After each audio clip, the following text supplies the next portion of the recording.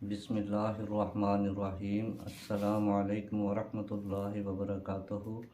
محترم بہنوں اور بھائیوں، میں سید حیدر گیلانی، آپ دیکھ رہے ہیں ہمارا YouTube channel the good things official. آپ سے گزارش ہے کہ آپ ہمارے چینل کو سبسکرائب کر دیں، ویڈیو کو آگے شیئر کریں، بیل آئیکن کے بٹن کو بھی دبا دیں تاکہ ہماری آنے والی تمام ویڈیوز کے نوٹیفیکیشن آپ کو ملتے رہیں اور آپ ان سے استفادہ حاصل کرتے رہیں۔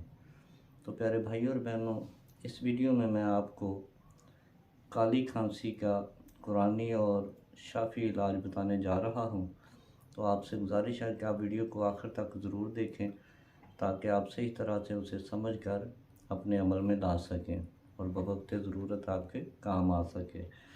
تو پیارے بھائیوں اور بہنوں، کالی کھانسی ایک معتدی مرض ہے۔ یہ عام طور پر بچوں کو لاحق ہو جاتا ہے۔ اس کا دورہ بہت ہی شدید قسم کا ہوتا ہے اور کھانستے کھانستے متاثرہ مریض کے چہرے کی رنگت سرخ اور نیلی پڑ جاتی ہے اور کھانسنے کی وجہ سے اکثر گلے سے سیٹیوں کی سی آوازیں آتی ہیں اور ایسی صورت میں قے بھی ہو جاتی ہے۔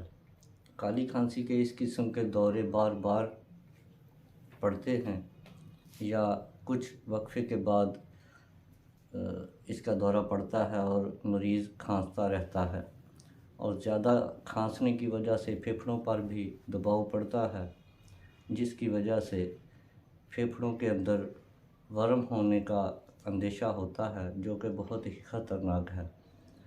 تو محترم بھائیوں اور بہنوں، اس کا کالی کھانسی کے مرض کا بہت ہی شافی اور مجرب علاج یہ ہے کہ آپ اول و آخر 3 مرتبہ درود شریف اور درمیان میں 21 مرتبہ سورہ اخلاص یعنی کہ قل هو اللہ احد اللہ الصمد لم یلد ولم یولد ولم یکن لہ کفوا احد، یہ آپ نے درمیان میں 21 مرتبہ پڑھ کر پانی پر دم کر کے متاثرہ مریض کو پلانا ہے۔